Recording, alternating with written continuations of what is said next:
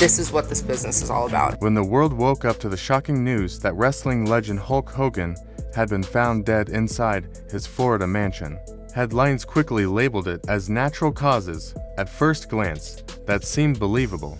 Hogan, whose real name was Terry Gene Bollea, was 71 years old and had undergone decades of physical punishment in the wrestling ring, plus more than 24 surgeries.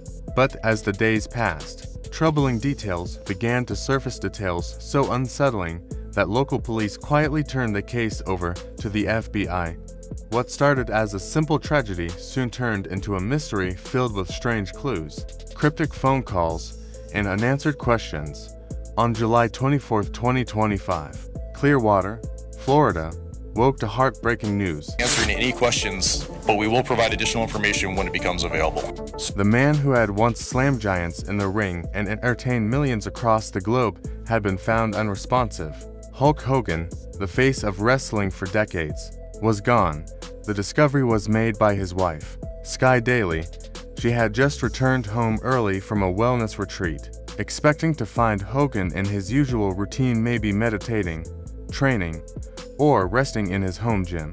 Instead, she walked into silence. Sky entered through a side door and called out for her husband. No answer. The house felt oddly quiet, almost still. She made her way toward the back of the mansion, to the room that had always been Hogan's sanctuary, his gym.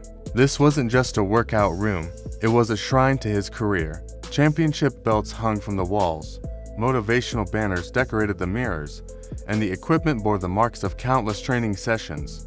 But that morning, the room didn't feel alive. It felt cold. Inside, Sky found Hogan lying on the floor near a weight bench, motionless and pale.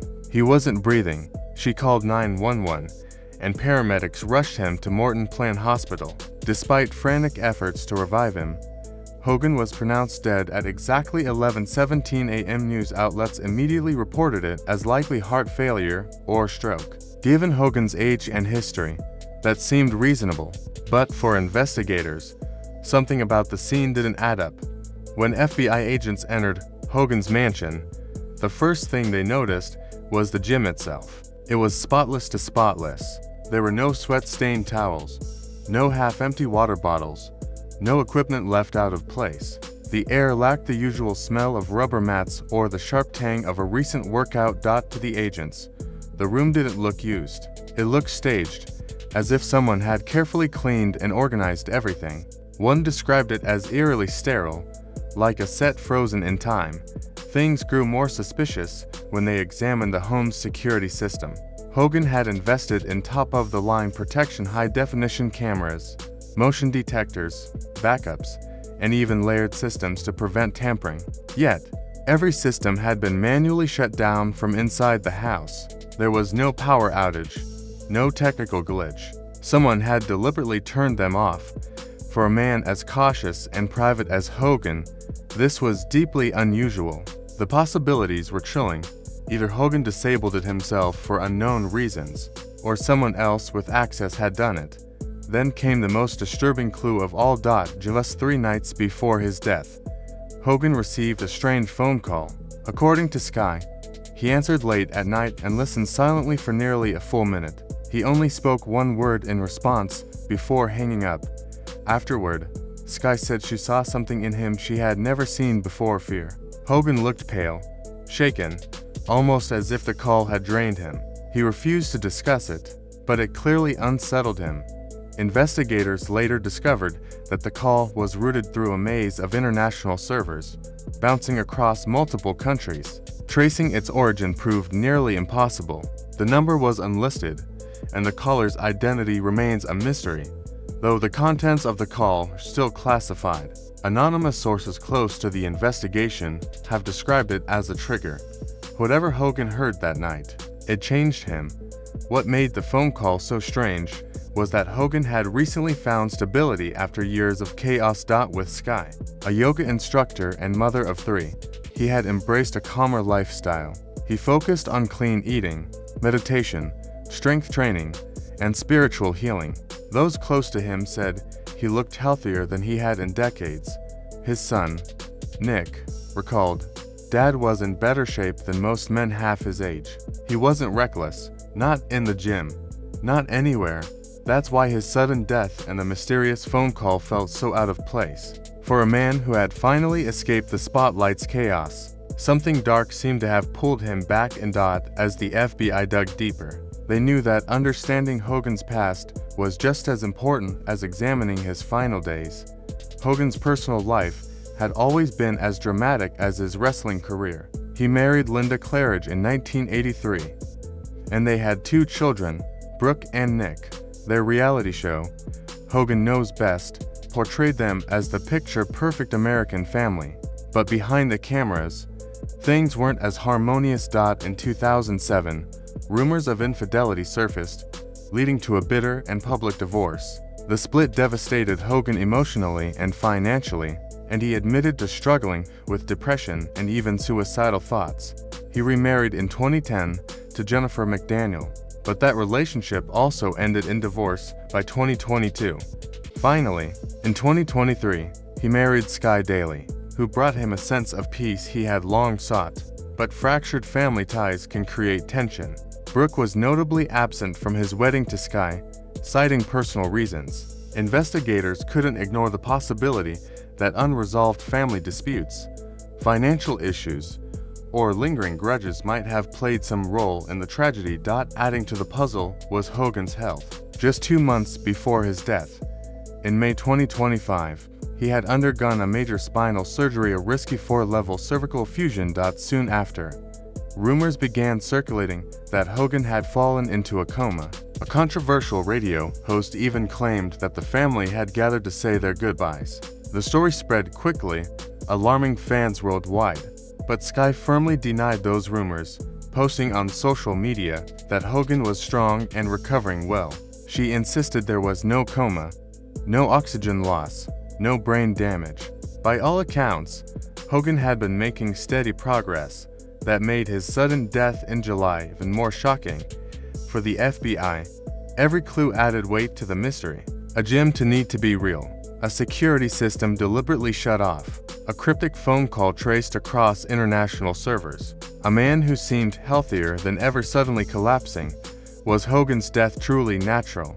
Or had someone with knowledge, access, and motive been inside his home that night? As one investigator put it, when a man like Hulk Hogan dies, we don't just look at the last 24 hours. We look at 40 years of history, enemies, debts, and shadows. What they ultimately found inside Hogan's mansion shocked even the most experienced agents. And while the official cause of death may still read natural, the story behind those walls tells a far more complicated tale. The truth about Hulk Hogan's final days remains clouded in mystery. For fans, friends, and family, the questions linger and perhaps always will. For a while, the rumors about Hulk Hogan's health seemed to die down. His wife, Sky, wrote a message saying, "None of those rumors are true." Fans felt reassured by her words, and soon after, Hogan himself appeared in public looking stronger than ever. He was smiling with fans, showing his usual energy, and even started training again at home. But the doubts never fully disappeared. Once questions are raised, they tend to linger. Doctors, who understood the kind of surgery Hogan had undergone, quietly warned that the operation was not without risks. They explained that during the procedure, an important nerve called the phrenic nerve might have been harmed. This nerve is responsible for controlling the diaphragm, which allows people to breathe. If it were accidentally damaged, the result could be terrifying. Breathing could suddenly stop without warning. At the time, these were only theories whispered behind closed doors. Then came July 24, 2025. That morning, Sky placed a desperate 911 call from their Clearwater home. Her voice shook as she cried, "My husband's not breathing. He just stopped breathing." Unlike the earlier rumors, this was not speculation. This was real. Hulk Hogan was gone. Immediately, questions erupted again. Was this simply the tragic outcome of an aging body? Or had the surgery created a hidden danger that was waiting to surface? Some even wondered if something darker had happened, something intentional. Even within Hogan's own family, there wasn't agreement on what to believe. Brooke Hogan, his daughter, who had been distant from her father in recent years, suddenly reappeared in the public eye. Despite their strained relationship, she demanded a full autopsy, insisting that nothing should be left unanswered. She even offered to pay for the examination herself. Inside the wrestling world, reactions were mixed. Triple H delivered a heartfelt tribute, calling Hogan one of the greatest performers the business had ever seen. On the other hand, radio personality Bubba the Love Sponge reignited controversy. He suggested that Hogan's death may not have been natural at all, hinting at foul play without providing solid proof. His statements fueled wild speculation. Was Hogan's death the result of a medical mistake? Was it the collapse of an aging legend's body? Or could there truly have been something sinister behind the walls of his mansion? The debate spread everywhere across news outlets, podcasts, and fan forums. Everyone had their own version of the story, but no one had answers. The FBI soon stepped in, determined to separate fact from rumor. And then, according to a leaked account, they made a discovery that changed everything. Hidden inside Hogan's home, behind what looked like an ordinary wall, agents reportedly uncovered a concealed basement room. The space was neatly organized and filled with files that didn't fit the life of a retired wrestler. The most unsettling detail was the claim that one folder inside the room had been dated just one day before Hogan's death. It allegedly connected to mysterious late-night phone calls had told police about earlier. If the rumors about this room were true, the questions grew even more troubling. Was Hogan gathering secret information? Was he under pressure from someone? Or was the hidden room nothing more than a private archive that has since been blown out of proportion? Officials refused to comment. They only stated that the investigation was ongoing and that no evidence of foul play had yet been confirmed. Meanwhile, the official explanation for Hogan's death was simple: natural causes. Brooke Hogan later explained that after speaking with police, listening to the 911 call, and even reviewing evidence personally, she felt satisfied with the conclusion.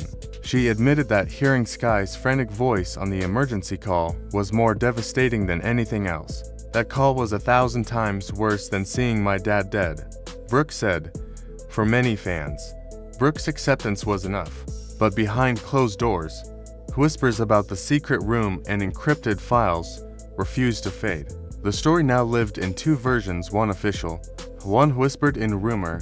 As the public mourned, tributes to Hogan filled Clearwater, Florida, the city he called home. Murals appeared on walls and storefronts, many painted with his famous catchphrase, "What you gonna do, brother?" These images weren't just art.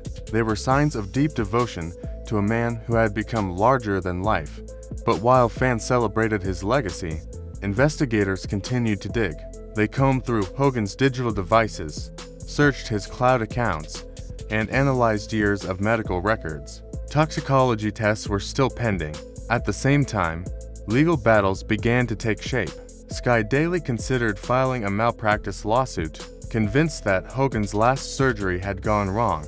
Nick Hogan, his son, reportedly pursued legal action against Bubba the Love Sponge for spreading damaging claims about his father. The family may have been divided in grief, but they shared one goal: protecting Hulk Hogan's name. Still, unanswered questions hovered over everything. Why had Hogan recently encrypted some of his files? What really happened during that final late-night call? Was he hiding something, or simply protecting his privacy? The truth remained unclear. On one side, the official documents declared a natural death. On the other, the leaked stories and rumors suggested something far more complicated. Somewhere in the middle lies the real story, one that may never be fully revealed. Regardless of the mysteries, Hulk Hogan's impact is undeniable. From the moment he body slammed Andre the Giant at WrestleMania 3, he cemented himself as a legend. He wasn't just a wrestler, he was a cultural icon who appeared in movies, television, and even reality shows. He survived scandals that would have ended most careers, yet always found a way to return. Dwayne "The Rock" Johnson once called him a game changer, and many still credit him for bringing wrestling into mainstream popularity. Even after his death, Hogan's shadow stretches across wrestling, entertainment, and popular culture. Hulkamania lives on in the murals, the tributes, and in the memories of fans who grew up watching him. But alongside that celebration is the lingering mystery. Was his final chapter as simple as a natural death? Or was there more to the story? Did the hidden room in his mansion hold answers we may never see? And what about that last phone call? What really happened that night? Hulk Hogan is gone, but the story of his life, and especially his final days, is still unfolding. His legacy is both legendary and mysterious. Fans may continue to cheer for Hulkamania, but the darker questions will remain. And perhaps that is why his story will never truly end.